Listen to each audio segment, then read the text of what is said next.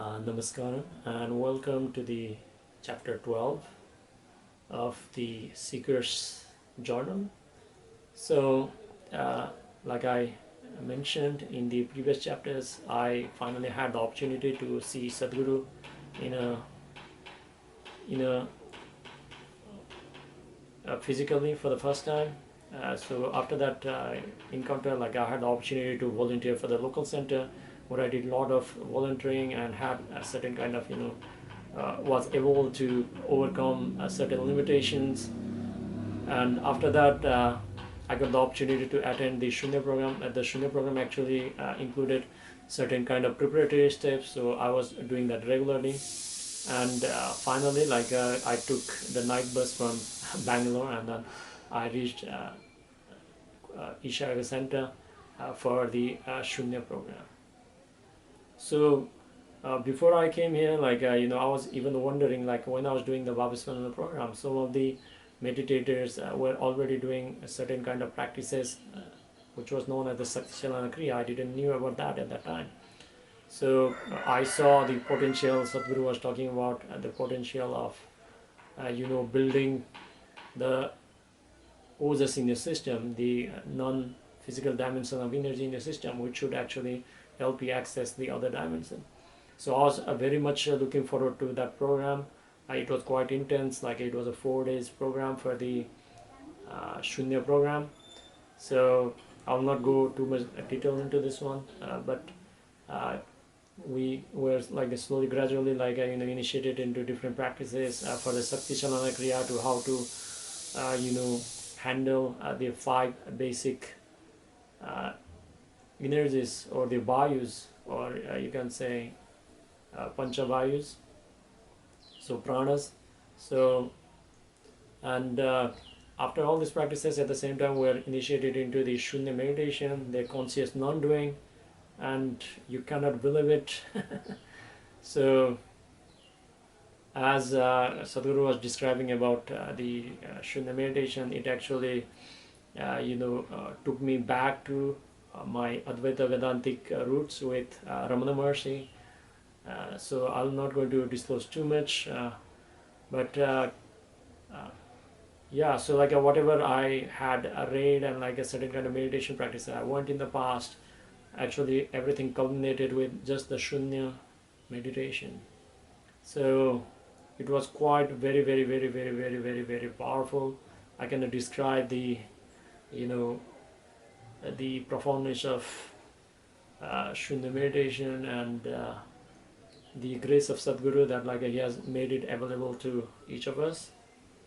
So in Sadhguru's word, like Shunya is basically a conscious depth. So so basically, which basically means like it is preparing for us the ultimate liberation. And if you have read the Mystic's Musing, one of the book by Sadhguru, which I actually bought during the inner engineering completion mega program in Bangalore. So it actually explains that like Shunya is actually the entire inner engineering, or like entire the Isha Yoga Center is basically set up to initiate people into Shunya. Shunya is the most powerful tool because in Sadhguru's word, that Shunya is a place where you can consciously know that like you create a distance between you and your mind, and you and your body, so that that's actually the end of suffering. So this is just a part of it, but like Shunya is like a far more profound, and I think only Sadhguru can actually go into the depths of it. Every time we listen about, or Sadhguru talks about Shunya and everything, it's like a completely different dimension he's talking about.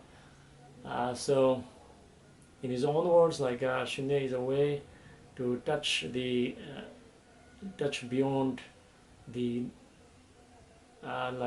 physical dimension of what we are, and the final frontier of like something known as the Shunya, the final frontier of physicality and non-physicality. And after that, only non-physicality is left, which is known as the Shiva.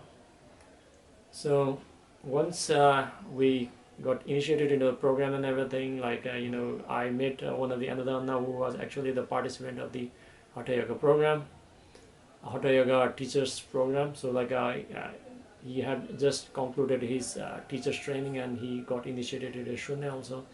So he was explaining to me, and then even in my own experience also, our bodies were full of so much energies, as Sadhguru mentions, Ushna, and then a lot of energies was in our body that it felt like we have taken so many cups of the espresso. Okay, so the coffee without any water or anything mixed. So we're so high, and the energy was so intense that even if somebody comes and beat us up or hit us or something, it doesn't really matter. It was that kind of scenario. So this kind of possibility is possible through Shoonya and meditation practice. And finally, I got the opportunity to find a key from Sadhguru that they access the other dimension, as well as build a ladder towards to cross the wall made by myself. So I'll not go too much details because that are part of the actual program. I don't want to put any spoilers. I don't want to ruin, and it's not actually a right thing to do. So once I got initiated into Shoonya practices and everything, I was sitting on the side, and one Anna actually came to me and asked that I do not know, for some reason, he found I was qualified. I do not know whether I'm qualified to answer that or not, but one Anna came to me and he actually asked me that, Anna, I have been initiated into different mantras in the past, different practices. I've been doing that. Now I had been initiated into this very powerful practice of Shoonya and Shakti, Chalana, Kriya. So what should I do about my previous practices? And if you have followed through all the the chapters of this Seeker's Journal, you must have heard that I've been mentioning that how I started from becoming a Buddhist meditator to Osho, and then Ramana Maharshi, and finally to wandering all over the place, and finally ending up at Isha Yoga Center. So I remembered the parable from the Buddhist ways. What Buddhist says is the task of the boat is just to cross the river or the lake. So once you cross the lake or the river, it's no longer useful. You just have to, although you are grateful for the boat or whoever give you the boat, but it's no longer useful if you have to go beyond. If you, one way is it will be a foolish of you if you carry that boat on your head, and that is the parable of the Buddhist actually use. So the task of the boat is just to go across. Similar to that one, your past experiences, at least in my experience and in my understanding, all the practices or any of the spiritual practices or anything you have been doing in the past, they actually led you here. This is the same thing I was explaining to him, because if the past practices were good enough by themselves, then you would not be seeking a new master, you would not be seeking for new practices. It was because of the limitations of the previous practices they led you here, but it does not mean that they were not useful, they will waste your time. It's not like that. You have to be grateful to your previous guru or any source or resource that actually led you here. You need to be grateful and everything, but this is the time you have to leave the boat behind, because if you carry the boat with you, it will not, whatever you are doing the practice at the moment, it's not going to be justifiable. So this was my understanding, and I shared with him. It was my pure experience that whatever you did in the past, if it does not fulfill you, it's time for you to upgrade and go in. And this is what Sadhguru mentions as breaking your limitations.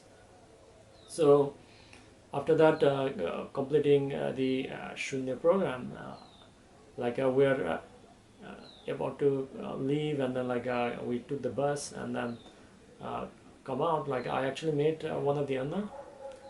So the Anna was actually explaining me that he already got the Sannidhi, and then and then like he told me that like even though I have a sannidhi, like I was not experiencing much or something, and I actually recommended him that apart from his practices, he could actually include karma yoga also, because it was the volunteering that actually broke a lot of my limitations and made me more easily available to the grace. Why I'm telling you this is because if you have been to the ashram and if you meet the full-time volunteers, they would always recommend people to take, if possible, at least like a 7 days of the general volunteering full-time, or you can do at least like a 2 or 3 days volunteering before you attend any of the the advanced program, because what the volunteering actually does is like as Sadhguru mentions that volunteering is a way to go beyond your likes and dislikes, which basically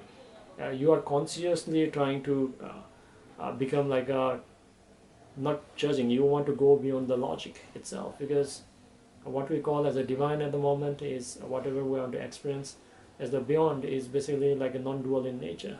So if you take your strong personality and your logic and everything, it is just going to be the hindrance, and that is actually happening with most of the people who have been doing the meditation and different kind of sadhanas. And like I think it was also that bottleneck I had for a long time before I came to Isha. Although I was experiencing something, I was doing practices, but it was that logic, trying to become logical and everything, was actually the barrier. And in certain kind of high energy situation or different activities, I kept my the logic aside, and in that moment like that duality was not there, and that actually gave me the access to the beyond. So I hope like this also, again, this is my experience. You should not take this as the instruction or a guidance or anything. Again, like the volunteering activities are available at Isha if you are already initiated, so you can give yourself a try and take up the volunteering before you attend any of the major the advanced programs, and that is going to absolutely help you out.